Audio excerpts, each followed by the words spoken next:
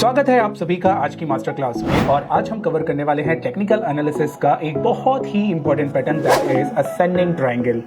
And अगर मैं गलत नहीं हूं तो आपने इस पैटर्न के बारे में सुना होगा, देखा होगा, पढ़ा होगा और इसको ट्रेड भी किया होगा। लेकिन आज जो मैं ये मास्टर क्लास लेने वाला हूँ, इसमें मैं इस पैटर्न की पूरी इन डेप्थ एनालिसिस में जाऊँगा एंड उसके साथ साथ आपको मैं इसका एक लाइव एग्जाम्पल भी दूंगा जो आने वाले टाइम में अपना टारगेट कवर करने वाला है। सो गाइस, मेरी रिक्वेस्ट है इस पूरे वीडियो को ध्यान से देखिए, समझने की कोशिश करिए और इसके बाद जो लाइव मैं एग्जांपल देने वाला हूं उसको ट्रेड करिए एंड फिर हमें कमेंट बॉक्स में लिख के बताइए कि आपको उसमें प्रॉफिट हुआ कि नहीं हुआ।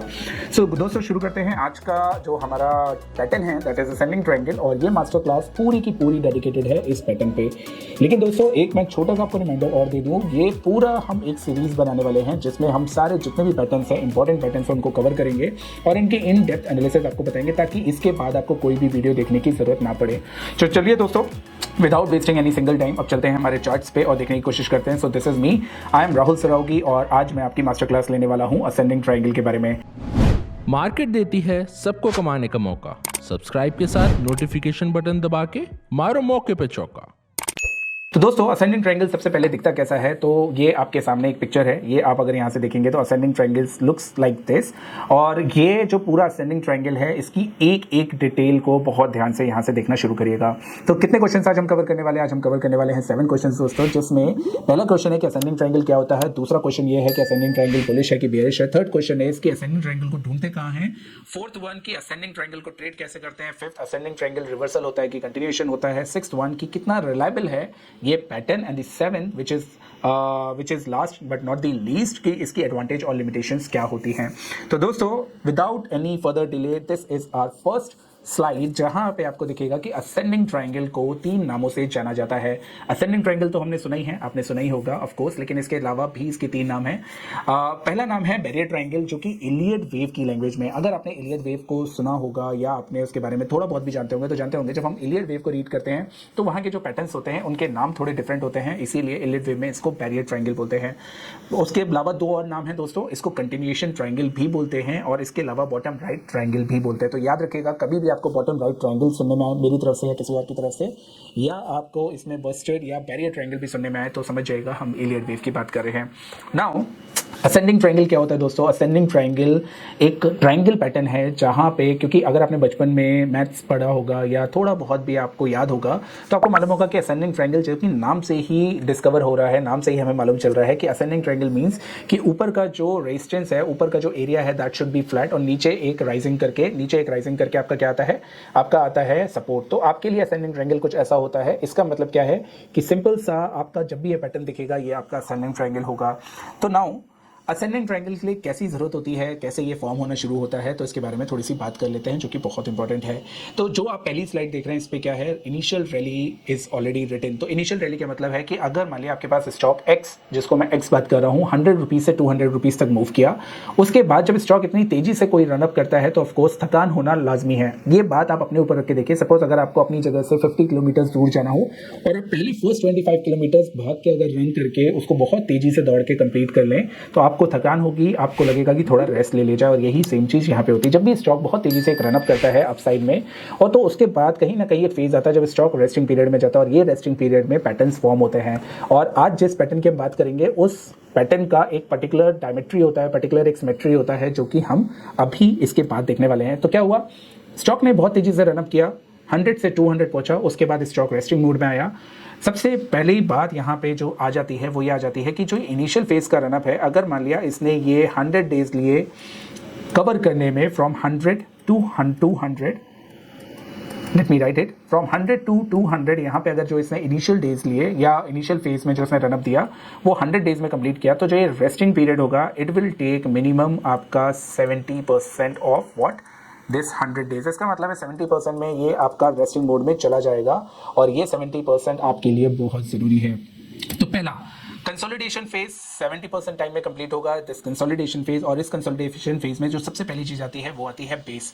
अब बहुत ध्यान से देखिएगा, यहाँ पे आपको 4 पॉइंट्स दिखेंगे, 4 पॉइंट्स हेयर, और ये 4 पॉइंट्स होते हैं आपके बेस के लिए। तो जो सबसे पहला पॉइंट होता है वो होता है लो, एंड उसके बाद इस लो के बाद जब पहला हाई लगता है, क्योंकि ये जब करेक्शन होकर आएगा नीचे और यहाँ पे एक लो फॉर्म अगेन करेगा, तो ये आपका बन जाएगा हायर लो। उसके बाद स्टॉक फिर ऊपर जाता है, फिर नीचे आता है, तो फिर से एक हायर लो बनाता है, लेकिन this time higher low in comparison of the previous low, क्योंकि यहाँ पे एक लो था, हायर लो बना, फिर से ये हायर लो बना, और अब इसके बाद थर्ड पॉइंट पे एक और हायर लो बनता है, which is the highest point, higher point then the previous low. Correct.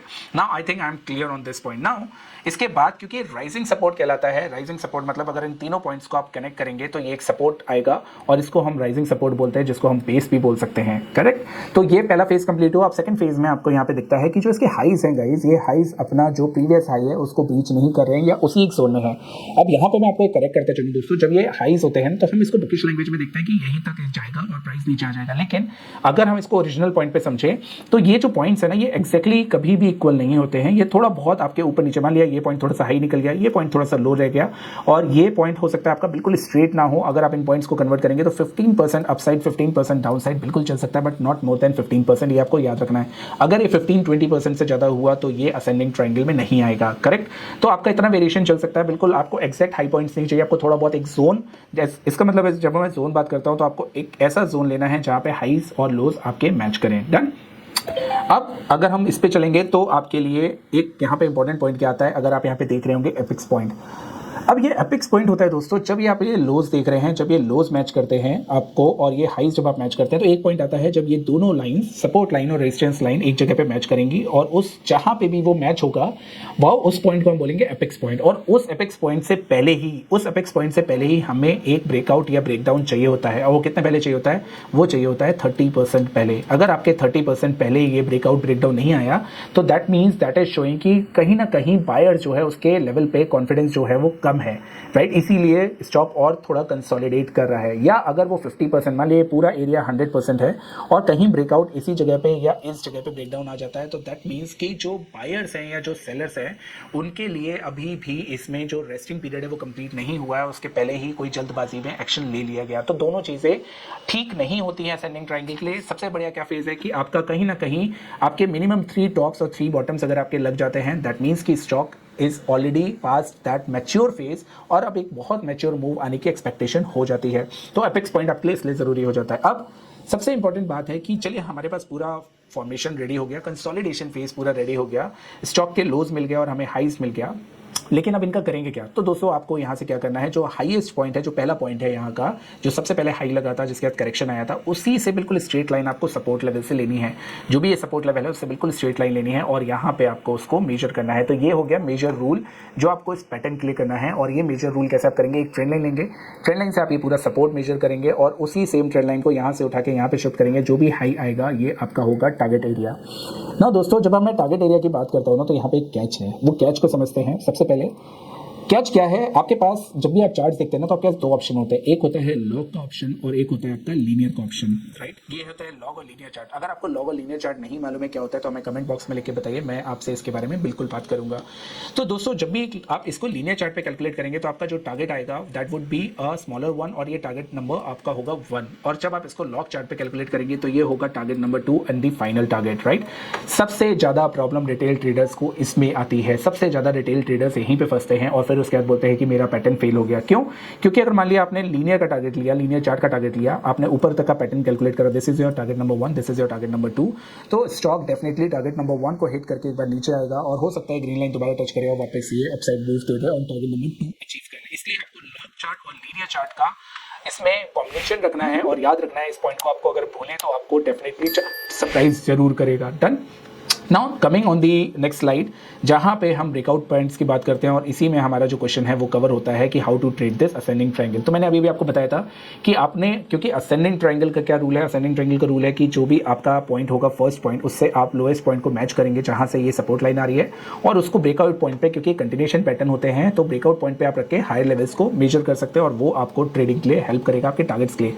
मान लेते हैं क्योंकि ये 200 पे हमारा स्टॉक ने टेस्ट लिया था, ये 200 ही पॉइंट है और आपका जो ये पॉइंट पॉइंट है ये आता है 150 लोएस्ट पे, तो इसका मतलब है 200 और 150 के बीच में 50 का गैप है, एंड ये 50 का गैप आप 200 से 50 ऊपर में कैलकुलेट करेंगे तो ये आपका आ जाएगा टारगेट 250। तो आपको 250 के टारगेट तक के लिए यहाँ पे ट्रेड करना है। So this is the measurement rule of ascending triangle, but remember my point, log और लीनियर को दोस्तों बिल्कुल भी मत भूलेगा।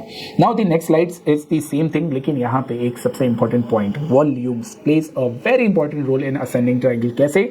देखिए, जब भी ये कंसोलिडेशन फेज होता है ना, इस कंसोलिडेशन फेज में जो वॉल्यूम्स आप यहाँ पे देख रहे हैं, ये वॉल्यूम्स दोस्तों, ये वॉल्यूम्स आपके बहुत ही ज़्यादा डिक्लाइनिंग फेज में चले जाते हैं जब भी ये कंसोलिडेशन फेज होता है। So if you are seeing here, तो वॉल्यूम्स ये कंसोलिडेशन फेज में डिक्लाइनिंग में आ गए हैं, और ये एक बहुत बड़ा साइन होता है कि मार्केट में ना बायर्स ना सेलर्स ज़्यादा इंटरेस्टेड नहीं है इसमें पार्टिसिपेशन करने के, और जो पहले वाले बायर्स थे जिन्होंने यहाँ पे बाय किया था वो भी इंटरेस्टेड नहीं है ज़्यादा कुछ सेल करने के। इसीलिए इसका जो वॉल्यूम होता है वो डिक्लाइनिंग फेज पे होता है, लेकिन जब भी इसमें ब्रेकआउट आता है तो वॉल्यूम्स में इसके राइजिंग फेज से शुरू हो जाती है, क्योंकि एक नई ऊर्जा, नई एनर्जी स्टॉक में आती है, नया बाइंग फोर्स आया स्टॉक में आता है। तो जो लोग यहाँ पे नहीं बाय कर पाए थे वो दोबारा इस फेज में एंटर करते हैं और उस रैली को आगे तक लेके जाते हैं। Then now in my next slide, अब सबसे इंपॉर्टेंट क्वेश्चन आता है कि दोस्तों क्या हर बार असेंडिंग ट्रायंगल आपका बुलिश होता है? नहीं, ऐसा नहीं होता है, क्योंकि अगर आप असेंडिंग ट्रायंगल को हमारी लैंग्वेज में देखेंगे तो असेंडिंग ट्रायंगल के जो ब्रेकआउट के चांसेस होते हैं वो होते हैं 77%। दैट मीन्स अगर आपने 100 बार ट्रेड्स लिया तो 77 टाइम्स ये आपको बुलिश व्यू देगा, बुलिश आपका मूव देगा, लेकिन 23% टाइम ये आपको बेयरिश भी देगा। तो इस चीज़ को आपको नोट करना है कि ये आपके फेल होने के चांसेस इसमें 23% है, लेकिन उसका एक कनेक्टिंग दी डॉट्स है जो कि हम आने वाले वीडियोज़ में बात करेंगे। अभी के लिए बस आपको ये समझना है कि दिस इज़ लाइक 77% चांस अगर आप ब्रेकआउट के लिए प्ले कर रहे हैं, क्योंकि बुलिश है तो आपको ब्रेकआउट के लिए ही प्ले करना चाहिए, और बेयरिश के भी इसमें 23% चांस बिल्कुल होते हैं, राइट। तो आपके लिए कितना रिलायबल हो गया वो आपको आंसर यहाँ से मिल गया, 77% रिलायबल हो गया। और can be it reversal triangle? Yes, ये रिवर्सल भी हो सकता है, क्योंकि 23% चांस है कि ये रिवर्स भी हो जाए। Now in the next slide अगर आप यहाँ पे देखेंगे तो आपको सबसे इंपॉर्टेंट क्वेश्चन मिलेगा कि चलिए ब्रेकआउट हो गया हमारा यहाँ पे, अब ब्रेकआउट पे आपने बाय भी कर लिया, तो where to put the stop loss? So put stop loss के लिए आपको सबसे पहले क्या करना है, 2 स्टॉप लॉस एरिया मार्क करने हैं। इनफैक्ट अगर आप 3 कर सके तो 3 मार्क करिए। आपके लिए सबसे ज़्यादा जरूरी है कि इस ब्रेकआउट पे बाय करने के बाद आप सबसे पहला पॉइंट है उसको स्टॉप लॉस लेके चले। जरा सा स्टॉक में मूव आता है 20-30% का, तो अपना स्टॉप लॉस जो यहाँ पे ट्रेल कर ले सेकंड हायर लो पे, और थर्ड बार अगर मार्केट और ऊपर जाता है तो आपको अपना स्टॉप लॉस ट्रेल कर लेना है सबसे पहले हायर लो वाले पॉइंट पे। लेकिन अगर आप एक्सट्रीम के प्लेयर्स हैं या आप में मान लेते हैं कि आप थोड़ा सा रिस्की ट्रेडर हैं, तो डेफिनेटली आप जो पहला ही स्टॉप लॉस है वो जो पहला हायर लो है उस पे ही ले सकते हैं, द लेटेस्ट वाला जो हायर लो है उस पे ही ले सकते हैं, and this will give you more confidence, जैसे आप अगर रिस्की ट्रेडर हैं तो। Now look at this slide very carefully दोस्तों, क्योंकि इसमें आपके लिए गुड परफॉर्मर असेंडिंग जो ट्रायंगल है वो, और बैड परफॉर्मर असेंडिंग ट्रायंगल ये मैंने मेंशन किया है। तो याद रखिएगा, जब भी कोई एक बड़ी रैली आती है उसके बाद स्टॉक एक कंसोलिडेशन में फेज में चला जाता है, this is the best ascending triangle formation. Second कौन सा होता है, जब मार्केट में एक रैली आती है और मार्केट इसी जोन में बहुत धीरे धीरे मूव करता है, लेकिन उसके बाद सडनली एक पॉइंट गिरावट का आता है, फिर उस पर एक असेंडिंग ट्रायंगल क्रिएट होता है। तो this could be second best ascending triangle formation. लेकिन अगर आप ऐसा कोई फॉर्मेशन देख रहे हैं कि मार्केट में एकदम से रैली आई और उसके बाद मार्केट ने जोरदार करेक्शन दिया और नीचे असेंडिंग ट्रायंगल बना, और मार्केट में एक रैली आई, मार्केट थोड़ा सा करेक्शन दिया, फिर रेंज बाउंड हुआ, फिर नीचे एक रैली आया और फिर असेंडिंग ट्रायंगल बना, then these are the bad performers. आपको ये वाले असेंडिंग ट्रायंगल पे ट्रेड नहीं करना चाहिए। आपको किस पे ट्रेड करना चाहिए, इन वाले असेंडिंग ट्रायंगल्स पे जहां पे मार्केट में एक रैली आई 100 से 200, उसके पास सीधा कंसोलिडेशन फेज शुरू हो गया, या थोड़ा सा कंसोलिडेशन फेज, मार्केट में एकदम से गिरावट नहीं है, उसके बाद कंसोलिडेशन फेज शुरू हुआ। So I hope I am very much clear. इस स्लाइड को बार बार देखिएगा और कोशिश करिएगा कि इसको बर्नअप कर लें, ताकि आपको मालूम चले कि जितनी बार आपको फर्स्ट और सेकंड वाले असेंडिंग ट्रायंगल मिल रहे हैं गुड परफॉर्मेंस, इनको ही ट्रेड करना है, नीचे वालों को आपको अवॉइड करना है। Done, alright. So next slide, कितने आपके लिए असेंडिंग ट्रायंगल में क्या इंडिकेशन होता है और कितने टाइप्स के होते हैं, तो मैं सिंपल बता दूं। जब आपको ब्रेकआउट्स मिलते हैं दोस्तों, तो ब्रेकआउट्स में सबसे पहला आता है सिंपल असेंडिंग ट्रायंगल, जो आपको ब्रेकआउट के बाद सीधा आपको टारगेट कंप्लीट कर लेता है। लेकिन जिस असेंडिंग ट्रायंगल में ब्रेकआउट के बाद आपको एक पुल बैक मिलता है ऑन दी डाउन साइड, और लॉ ऑफ पोलैरिटी जो ये जोन होता है इस पे स्टॉक वापस से सपोर्ट लेता है, तो इसको बोलते हैं थ्रो बैक असेंडिंग ट्रायंगल। और जब मार्केट में प्राइजेस में काफ़ी तेज एक रिएक्शन आता है अपसाइड, लेकिन उतना ही तेज on the down side reaction आता है, और यहाँ पे आपका जो स्टॉप लॉस, अगर आप रिस्की ट्रेडर हैं तो यहाँ पे जो आपने स्टॉप लॉस लगाया वो हिट करके वापस ऊपर जाता है, तो उसको बोलते हैं डस्टेड असेंडिंग ट्रायंगल। तो डस्टेड असेंडिंग ट्रायंगल क्या होता है, इसको कोई लोग डस्टेड भी बोलते हैं और बस्टेड भी बोलते हैं, याद रखिएगा दोनों वर्ड्स यूज होते हैं यहाँ पे। लेकिन आपके लिए इसीलिए मैंने बोला था कि पहला आपका जो स्टॉप लॉस होना चाहिए वो होना चाहिए इस वाले हायर लो पे, ना कि इस वाले हायर लो पे, क्योंकि अगर ये बस्टेड ट्रायंगल हुआ तो आपका स्टॉप लॉस यहाँ पे बिल्कुल हिट हो सकता है, उसके बाद स्टॉक में रैली आ सकती है, राइट। सो याद रखिएगा, simple throwback and the Busted triangle जो कि आपके लिए वर्क करेगा। और बस्टेड कहाँ आता है दोस्तों? बस्टेड आता है आपके लिए हमेशा इलियड वेव में, क्योंकि अगर आपका जब भी कोई इलियड वेव थ्योरी आप रीड करेंगे तो यहाँ पे बस्टेड जो ट्राइंगल है वो उसका बेस्ट एग्जाम्पल है। तो इसको हायर पैटर्न है, हायर एडवांस स्टडी है ये। एडवांस स्टडी जब भी हम करेंगे तो उसको हम इसमें कवर करेंगे, लेकिन अभी के लिए सिर्फ आपको थ्रोबैक और सिंपल याद रखने हैं। डन। नाउ अभी जितना भी कुछ हमने समझा असेंडिंग ट्राइंगल के बारे में, इसके पैटर्न के बारे में, इसके टारगेट के बारे में, अब हम इसको लाइव एग्जांपल देखेंगे चार्ट्स पे और देखने की कोशिश करेंगे। आज की डेट है मंडे है और आज है 5 सितंबर। और आज अगर हमने किसी एक स्टॉक में हमें ये पैटर्न मिल रहा है जिसका टारगेट अपसाइड पे आ रहा है और वो अगर आप ट्रेड कर सके तो मेरे लिए से ज़्यादा खुशी की बात नहीं हो सकती। तो चलिए चलते हैं, लेट्स स्टार्ट आर। सबसे पहले कि आज हमारे पास लाइव एग्जांपल क्या है। So now we are going to check the live example of ascending triangle. So look at this part very carefully where you have the opportunity to earn something very good. So guys, as we have discussed in the previous slides की ascending triangle के लिए सबसे पहले एक bull run आना जरूरी है। So if you will check this, तो कोल इंडिया ने, जो ये एग्जांपल देख रहे हैं आप, कोल इंडिया का है। कोल इंडिया ने अराउंड 100 के लेवल से 200 तक एक रनअप दिया था। 200 के बाद एक करेक्शन आया विच वॉज समवेयर अराउंड 130 140, और उसके बाद प्राइजेस ने एक अटेम्प्ट किया वापस से ऊपर जाने का like this way, but it failed to cross the previous high. But when stock prices came down again then it failed to cross the previous low. That means इस वाले लो से अगर आप देखेंगे तो this was the higher low and this was also the higher low. Then again prices attempt to go up but ultimately came down and this also become a higher low if we compared it to this one. So ultimately हमें क्या चाहिए था दोस्तों? हमें चाहिए था कि 3 higher लोज हो और एक आपके पास प्रॉपर रेजिस्टेंस हो। So if you can see this, so this is the resistance area and as I told you कि आपको एक जोन बनाना पड़ेगा। So this is the resistance area जिसको प्राइजेस क्रॉस नहीं कर पा रहा था, एंड अगर आप इसको बहुत क्लियरली देखेंगे then this was the support area जो हायर हाईज के फॉर्म में आपको दिख रहे हैं, राइट। सो कितने रेजिस्टेंस एरियाज बन गए थे, कितने पॉइंट्स बन गए थे? 1 2 and 3। लोज कितने बने थे दोस्तों? 1 2 3 and 4। दैट मीन्स कि अगर आप एपेक्स पॉइंट देखेंगे तो एपेक्स पॉइंट पे जहाँ पे ये मिल रहा था दैट वाज लाइक ऑलमोस्ट 30% पहले हमें एक ब्रेकआउट मिल गया which was very much required. तो ये हो गया बेसिक बात जो मैंने आपको समझाई थी, एक्सप्लेन करी थी। अब सबसे इंपॉर्टेंट पार्ट क्या है? मैंने आपसे बोला था कि असेंडिंग ट्रायंगल में वॉल्यूम्स डिक्लाइनिंग फेज पे होने चाहिए। तो जब तक ये पूरा एक सिनेरियो चला, लुक एट दिस फेज, इधर सबसे हाईएस्ट वॉल्यूम थे, इधर फिर एक बार वॉल्यूम जनरेट हुए, फिर वॉल्यूम जनरेट हुए, but this was the highest volume और वहाँ से डिक्लाइनिंग था। अनलेस एंड अनटिल हमें इस जगह पे यहाँ पे ब्रेकआउट मिला और ब्रेकआउट आने के बाद प्राइजेस ने ऊपर का ट्रेंड वापस से शुरू किया। सो एक चीज़ बहुत क्लियर होगी दोस्तों, वो क्या है? वो ये है कि आप में ये जो सारी फुलफिलमेंट हमें असेंडिंग ट्रायंगल में चाहिए थी वो यहाँ पे फुलफिल हो रही हैं। अप ट्रेंड के बाद कंसोलिडेशन में आपके 3 points upside, 3 points minimum down side, apex point से पहले ब्रेकआउट पे वॉल्यूम्स के पहले फॉलिंग वॉल्यूम्स। तो हर एक चीज़ यहाँ पे लॉजिकल दिख रही है और उसके बाद मार्केट अब यहाँ से ऑलमोस्ट 200 के लेवल से 235 टच कर चुका है। आज की क्लोजिंग है 231। यहाँ तक तो सब कुछ क्रिस्टल क्लियर दिखता है। Now what about the measurement of the targets? तो हम क्या करेंगे, इसको थोड़ा सा छोटा करेंगे मेजरमेंट करने के लिए, क्योंकि मैंने आपसे बताया ये हाईएस्ट पॉइंट है और हाईएस्ट पॉइंट से जो ये सबसे पहला आपका लो है, अगर आप इस पॉइंट से इस पॉइंट को मेजर करेंगे then this is on the linear chart. Can you see here, this is log. लेकिन लॉग, क्योंकि यहाँ पे अगर लॉग चार्ट होता तो ये ब्लू कलर का होता, that means this is a linear chart. So when we will calculate this and we will key from the breakout point, so that means कि जो आपका कोल इंडिया है वो मिनिमम कितना जाना चाहिए? मिनिमम 260 270 लेवल्स तो टच करना चाहिए, correct? This is one thing. तो 231 अभी चल रहा है, 260 270 यहाँ पे टच हो सकता है। नाउ सेकंड फेज हमें क्या करना है दोस्तों? मैंने आपको बताया था this is only the first target, तो मैं यहाँ पे लिख देता हूँ टारगेट नंबर 1। ओके, यहाँ पे मेरे पास ऑप्शन नहीं है तो मैं यहाँ पे ऐसे लिख देता हूँ T1।